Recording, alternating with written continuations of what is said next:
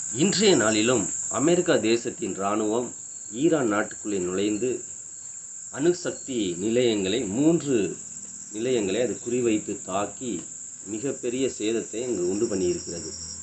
இதன் நிமித்தமாக உலக நாடுகளுக்கிடையே பரபரப்பான சூழ்நிலை இப்பொழுது காணப்படுகிறது. அதோடு மாத்திரமில்லாமல் மீண்டுமாக இந்த ஈரான் தேசமானது இஸ்ரேலுக்குள்ளே நுழைந்து பலத்த தாக்குதலை ஈரான் தேசமும் இப்படிப்பட்ட காரியங்களை இந்த நாளிலே செய்திருக்கிறது. இதெல்லாம் எதை வெளிப்படுத்துகிறது என்றால், உபத்திரவ காலமானது அது ஆரம்பமாகிவிட்டது.